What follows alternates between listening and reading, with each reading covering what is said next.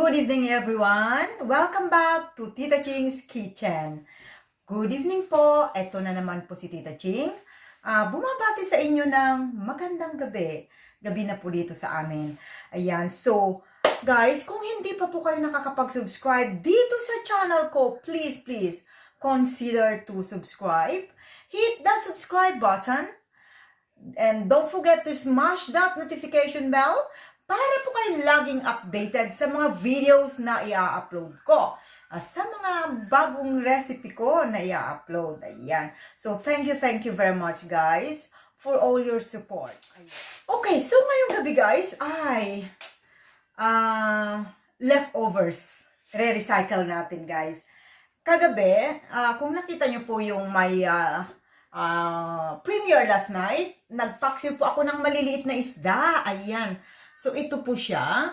Hindi po naubos. So, ang gagawin ko ay re-recycle natin. Paano? Gagawin natin na crunchy, ano ba itatawag natin dito?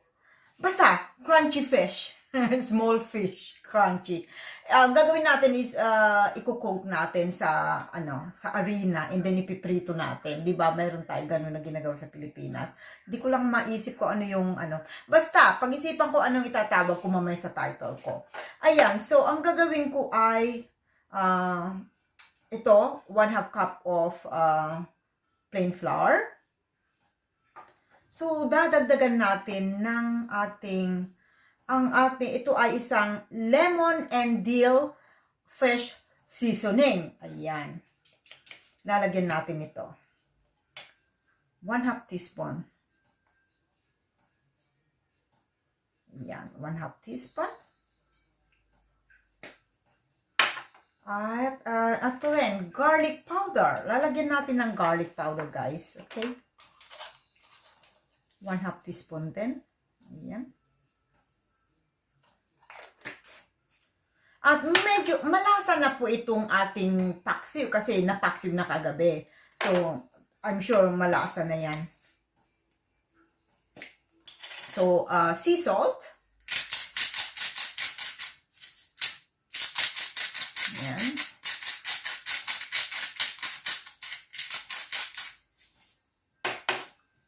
Mix natin.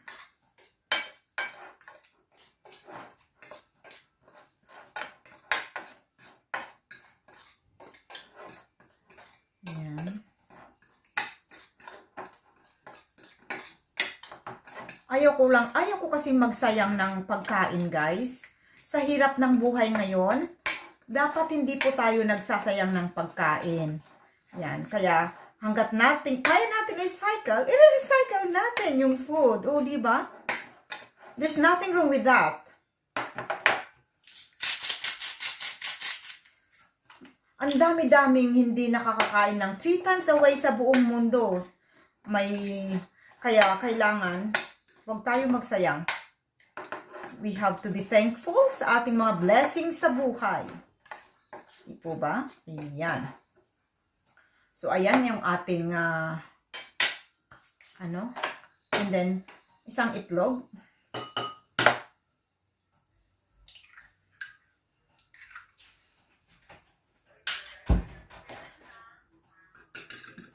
Lightly lang natin bitin. Ayan. Ayan, so ang pang gagamitin ko guys na pang prito ay olive oil para kahit papano mas healthy. Ayan. Iligpit muna natin itong mga to. Si Tita Ching is clean as you go. Yan ang aking style sa aking kusina. Alright guys, so piprituhin na natin. Okay. So ganito ang gagawin natin guys. So kuha tayo ng isang isda. Lagay natin dito. Budburan natin. Lagay sa itlog. Back here. Ayan. So, ganun lang ang gagawin natin, guys. Ito muna. Yan. Para siguradong coated siya. Back there.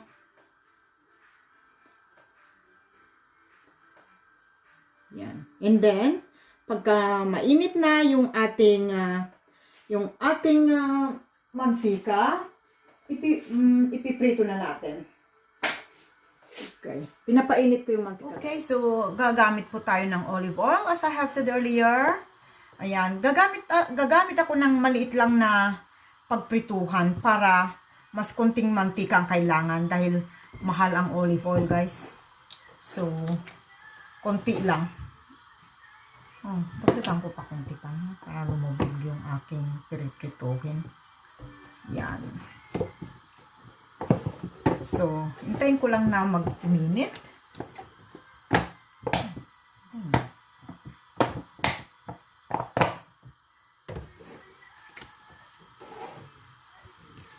Okay, so itry na natin, guys.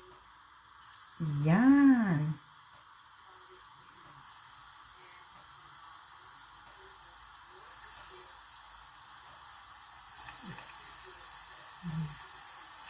Experiment tayo.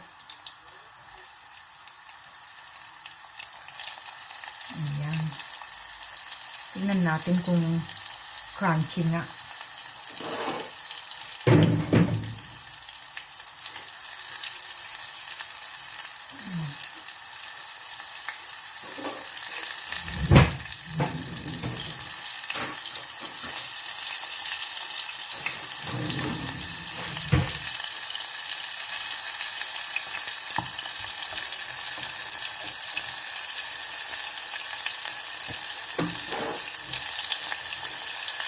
Okay.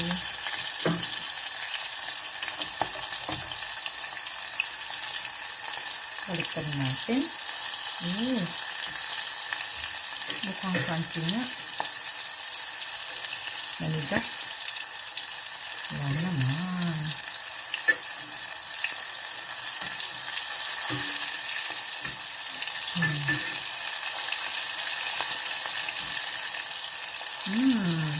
Mukhang success ang ating invention na crispy white bake. Malutong na isda. Matlutong maliliit na isda.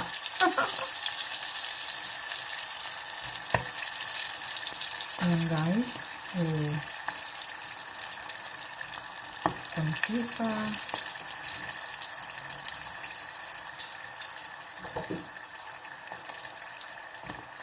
Okay, ihahon natin. Ayan. Ayan.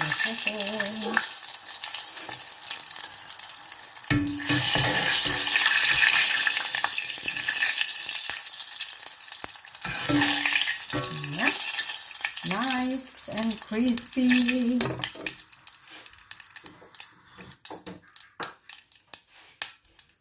Ating tikman nga. Wow, grabe.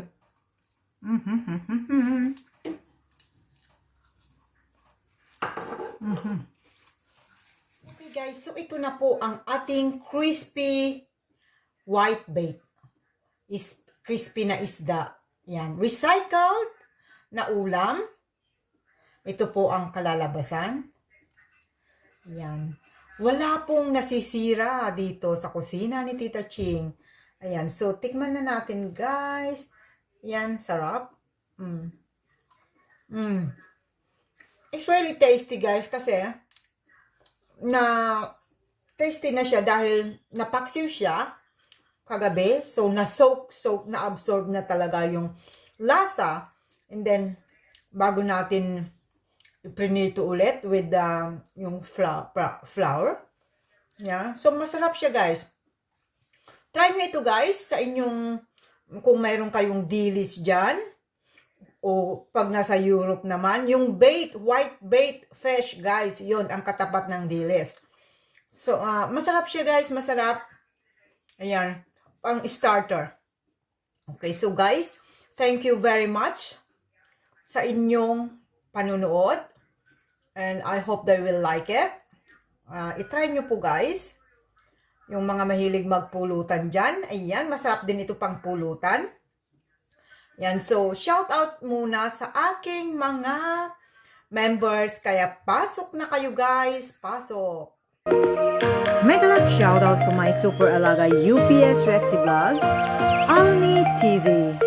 Super mega love shout out to my alaga Stayus Vlog, Bells Japan, Lucy Takuban, Crystal Wanderlust Diary, Shy Heart Explorer, Cecilia B. Ireland, Bianca Puppet, The Beef Channel, My Cuisinera Pampanga, Christine Validor, Maureen Ray, Roots Lagura, and Kuya Part.